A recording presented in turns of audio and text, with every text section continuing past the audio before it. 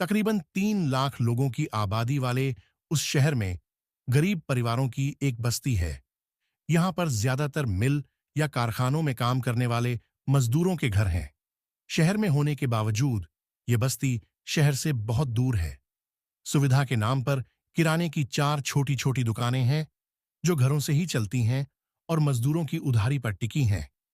बच्चों के लिए एक सरकारी स्कूल है जो सुबह प्राइमरी तो दोपहर में मिडिल स्कूल हो जाता है।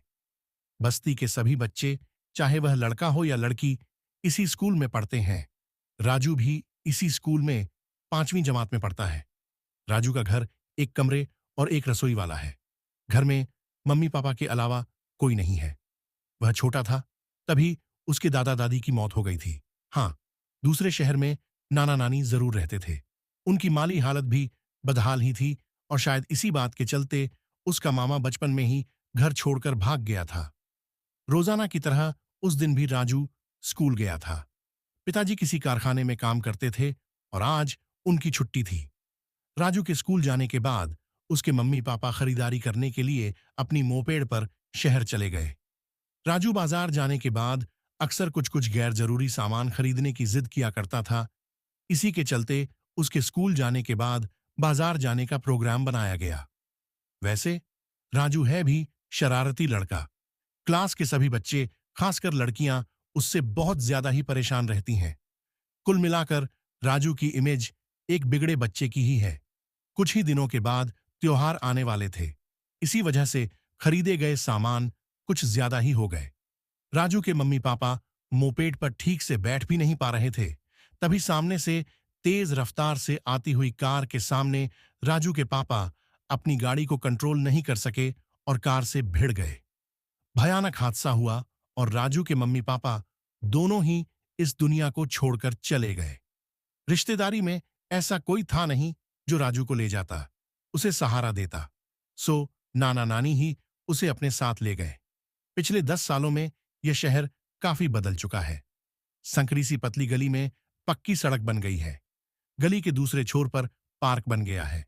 कुछ बड़ी दुकानें भी खुल गई हैं। राजू भी अब 21 साल का हो चुका है। 4 महीने पहले उसके नाना की भी मौत हो गई है। नानी तो 5 साल पहले ही गुजर गई थीं। राजू ज्यादा पढ़ नहीं पाया था। किसी तरह 10वीं जमात तक तो पहुंचा, मगर पास नहीं हो पाया। नाना के मरने के बाद राजू वापस अपने शहर लौट आया। अपने पास जमा पैसों से घर के अहाते में ही उसने पान की दुकान खोल ली।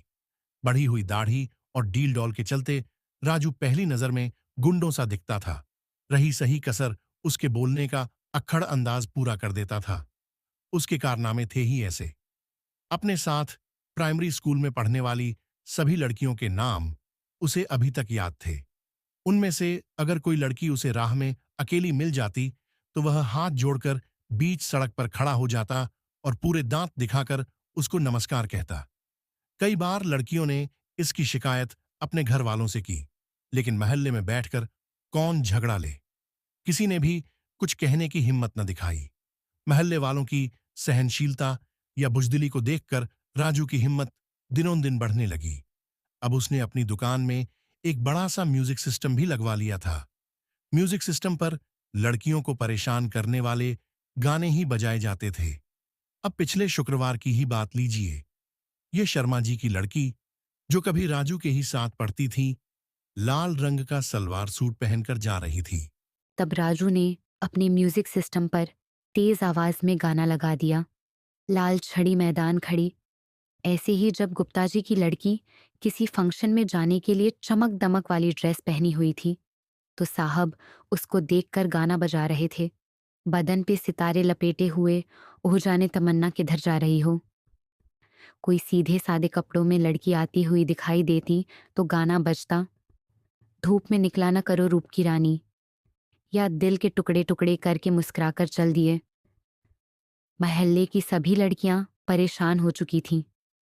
कई बार वे आपस में मिल भी चुकी थीं और राजू को चप्पल और सैंडलों से सबक सिखाने की भी सोच चुकी थीं। लेकिन वह दिन बातों के अलावा कभी नहीं आया। शर्मा जी की लड़की दीप्ति एमएसएससी कर रही थी। क्लास होने के चलते कॉलेज से घर आने में लेट हो गई। कॉलेज घर से 5 किलोमीटर की दूरी पर था और दीप्ति अपनी साइकिल से कॉलेज रोज आती जाती थी। दीप्ति अपनी एक और सहेली के साथ साइकिल से बाहर निकली ही थी कि उन दोनों को 2 मोटरसाइकिल पर बैठे 5 लड़कों ने घेर लिया। सभी लड़के दीप्ति और उसकी सहेली पर लगातार छींटाकशी करते हुए उन्हें परेशान कर रहे थे। दीप्ति और उसकी सहेली को पसीना आ रहा था। हल्का सा अंधेरा और सड़क का सूनापन लड़कों की हिम्मत बढ़ा रहा था। दोनों सहेलियों के तालू जैसे सूख गए थे। चीखने चिल्लाने की हिम्मत ही नहीं थी उनमें। 2 किलोमीटर के बाद वे दोनों मुख्य शहर में प्रवेश कर गई। अब दोनों की जान में जान आई। दीप्ति की सहेली यहीं रहती थी, सो वह अब अलग रास्ते चली गई। तुम्हारी ढिलाई के चलते एक लड़की तो हाथ से निकल गई, अब कम से कम इस लड़की को तो अपने साथ ले चलो। 5 में से शायद ये लड़का सबका सरदार था, जो गुस्सा होते हुए बोल रहा था। अरे छोड़ो बॉस, हमारे पास उसे बैठाने की जगह कहाँ थी। बस अब इस चिड़िया को ले जाकर पुर्र हो जाते हैं, दूसरा बदमाश बोला। दीप्ति को उनके इरादे अब समझ में आ गए थे।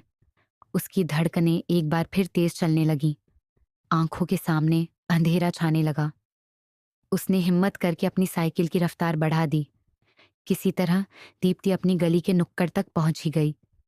तेजी से साइकिल चलाने के कारण वह बुरी तरह से हांफने लगी थी। घबराहट के चलते उसे चक्कर आ गया और वह वहीं गिर पड़ी। लड़के शायद इसी के इंतजार में थे। वे गिरी हुई दीप्ति को उठाकर अपनी मोटरसाइकिल से ले जाना चाहते थे। दीप्ति की हालत खिलाफत करने जैसी बिल्कुल नहीं थी। राजू अपनी दुकान पर बैठा ये सब नज़ारा देख रहा था। वह समझ गया था कि दीप्ति मुसीबत में है और लड़कों के इरादे नेक नहीं हैं। बिना एक पल की देरी किए उसने अपनी दुकान में से मोटा सा लट्ठ निकाला, दौड़कर दीप्ति के पास पहुंच गया और सरदार जैसे उस लड़के पर हमला कर दिया। उसने अपने लट्ठ से उस लड़के के पैरों पर इतनी जोर का वार किया कि वह चीखते हुए गिर पड़ा। इस तरह हुए अचानक वार से बाकी लड़के घबरा गए। वे कुछ समझ पाते इसके पहले ही राजू ने उसी जगह पर पूरी ताकत से दूसरा वार कर दिया। अब वह लड़का खड़ा होने की हालत में नहीं था। अब राजू बाकी लड़कों को ललकारने लगा। अपने साथी की ऐसी हालत देखकर बचे हुए लड़कों ने वहां से भागने में ही अपनी खैरियत समझी। ये घटना देखकर आसपास कई लोगों की भीड़ इकट्ठा हो गई थी। सभी राजू की तारीफ ही कर रहे थे। अब तक वहां पर दीप्ति के साथ रहने वाली पास पड़ोस की लड़कियां भी पहुंच गईं। उन सभी लड़कियों को राजू की इस तरह तारीफ कर रही थी क्योंकि वे राजू की असलियत जानती थीं। उनमें से एक लड़की हिम्मत दिखाती हुई बोली, राजू खुद कौन सा दूध का धुला है। वह खुद भी आती जाती लड़कियों को देखकर भद्दे गाने लगाकर हमें शर्मसार करता रहता है। कौन जाने आज की घटना इसी गुंडे की चाल हो। इस लड़की की बात सुनकर भीड़ में एकदम सन्नाटा छा गया। सभी राजू की तरफ सवालिया निगाहों से देखने लगे। राजू शायद इस सवाल के लिए तैयार ही था। वह 2 कदम आगे बढ़ा और उस लड़की के सामने जाकर खड़ा हो गया और बोला, मुझे यह कहने में जरा भी झिझक नहीं है कि इस मोहल्ले में रहने वाली हर लड़की मेरी बहन है। हाँ, मैं अपने म्यूजिक सिस्टम पर उस तरह के गाने जानबूझकर ही बजाता था। वजह जानना चाहोगे आप लोग? मैं चाहता था कि मेरे मोहल्ले में रहने वाली मेरी हर बहन इतनी हिम्मती बने कि वह हर बुरे हालात का सामना आसानी से कर पाए। मैं इस तरह के गाने बजाकर और आप लोगों को सुनाकर आप लोगों में आत्मविश्वास और आत्मसम्मान जगाना चाहता था। मैं चाहता था चाहे एक लड़की ही सही, पर कोई तो आकर विरोध करे। लेकिन दुख की बात है कि कोई लड़की आगे नहीं आई। याद रखिए, किसी भी इंसान का सम्मान उसके अपने घर से ही शुरू होता है। जब आप खुद अपना सम्मान नहीं करेंगी, तो बाहर वाले को क्या पड़ी है कि वह आपका सम्मान करेगा। अगर आप लोगों ने मेरे कामों का विरोध पहले ही कर दिया होता, तो शायद आज इस तरह की घटना न घटती। और एक बात, अगर आप आज ही विरोध करोगे, तो भविष्य में मी टू कहने जैसे किसी आंदोलन की जरूरत ही नहीं पड़ेगी। मुझे खुशी है इतनी भीड़ में एक का ही सही आत्मविश्वास, आत्मसम्मान जागा तो मुझे यकीन धीरे धीरे इस मोहल्ले की सभी लड़कियों में यह भावना आ जाएगी। आज मेरी गुंडागिरी कामयाब हुई। वाह, राजू जैसी सोच वाले गुंडे शहर के हर गली चौराहे पर हों तो हमारी औरतें, लड़कियां सुरक्षित कैसे ना रहेंगी? दीप्ति के पिता राजू की पीठ थपथपाते हुए कह रहे थे।